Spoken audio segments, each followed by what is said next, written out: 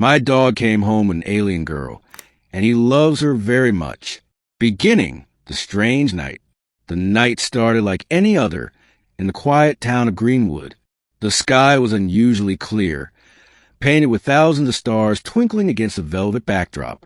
I had just finished washing the dishes and let my dog, Max, out into the backyard. Max was a German shepherd, big, loyal, and always protective. He loved patrolling the fence line at night, sniffing at every rustle in the bushes as if defending the world from raccoons and squirrels. But that night, something felt different. The silence of the neighborhood was too thick, the air too heavy. As I leaned against the porch railing, I thought I heard a low hum, a sound not unlike a distant engine, but smoother, vibrating in the chest rather than the ears. Max froze mid-step, ears perked, hackles raised. Then, without warning, he bolted into the woods behind our property. "Max, come back!" I shouted, but my voice carried uselessly into the darkness. I grabbed a flashlight and ran after him, stumbling over roots and weeds.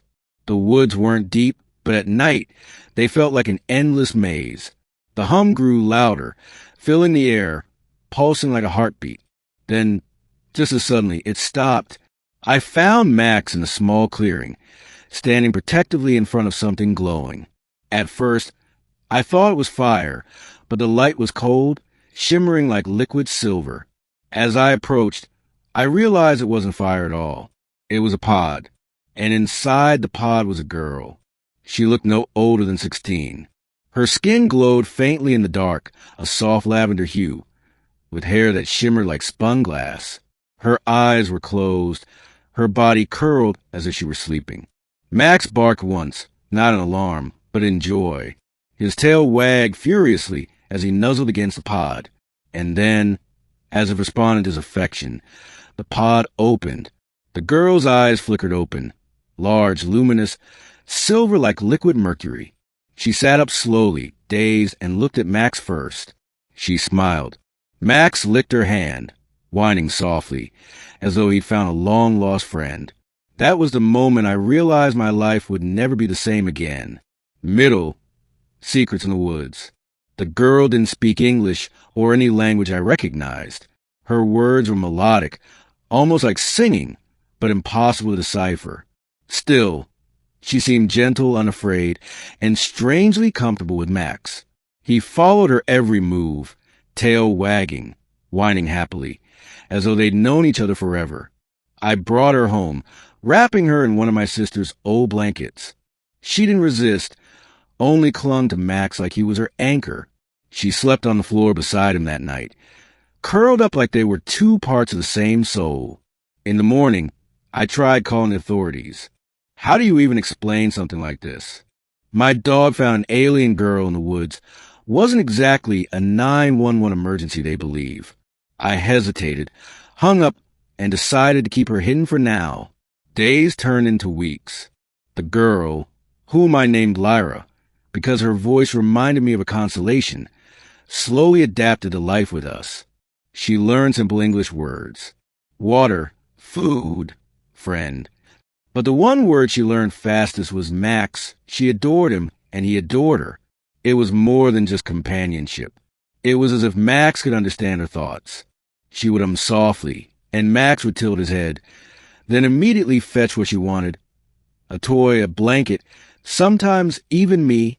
At first, I thought it was coincidence. But one night, I caught her pressing her forehead against his, eyes glowing faintly, and Max responded with low, almost human-sounding whine. They were communicating.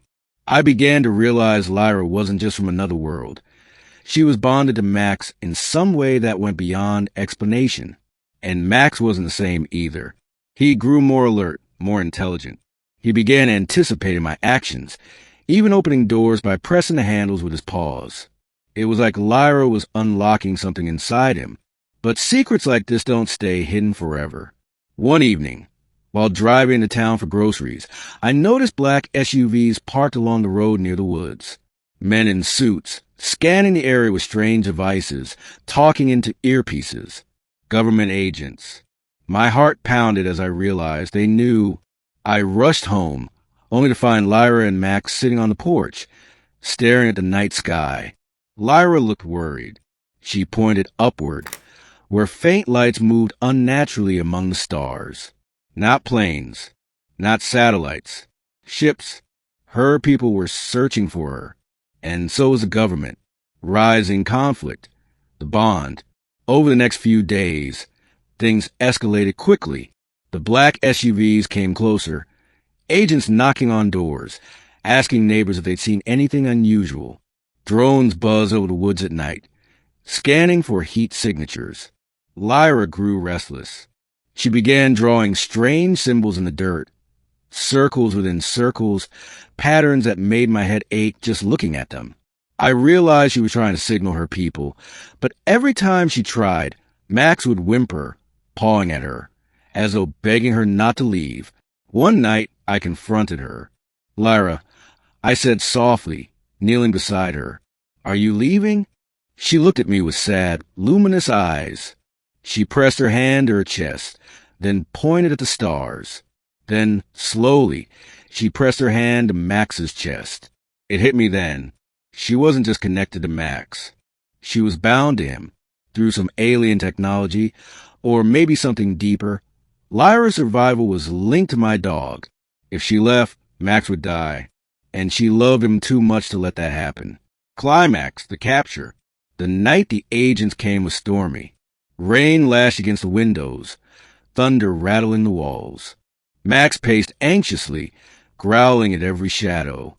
Lyra sat by the window, her silver eyes glowing faintly in the dark. Then came the pounding on the door. "Open up. Federal investigation." Before I could react, the door burst open and men in black stormed inside. Max lunged, teeth bared, but they hit him with a stun baton. He yelped and fell, convulsing. Lyra screamed, a sound so piercing it shattered the nearest lamp. "Secure the asset," one of the agents barked. Two men grabbed Lyra, shoving her into a containment harness that glowed with crackling energy. She struggled, tears streaming down her glowing cheeks, reaching desperately toward Max. And then something impossible happened. Max staggered to his feet, eyes glowing the same silver as Lyra's. With a roar that was not quite a bark and not quite human, he leapt at the agents. Their weapons malfunctioned, sparks flying, as though some unseen force disabled them. Lyra's restraints shattered like glass, energy bursting outward in a shockwave that threw the men against the walls. For a moment, the room was silent except for the sound of rain. Lyra knelt beside Max, cradling his head, their foreheads pressed together. Their glow intensified until it filled the room, and then, just like that, they were gone, vanished. The agents scrambled, shouting into their radios, searching frantically. But they were gone, both of them, ending the return.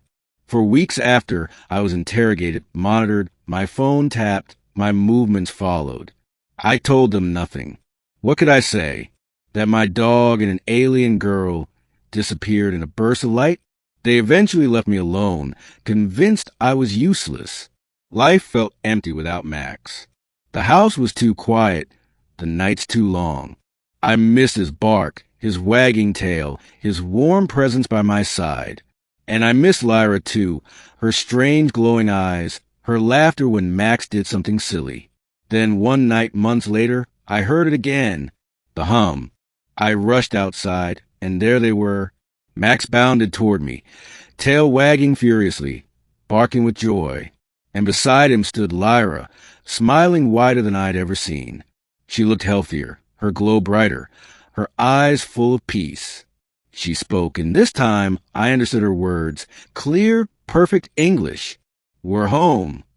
I realized then that wherever Lyra had gone, she had chosen to return, not to her people, not to the stars, but to Max, because the bond between them wasn't just survival anymore.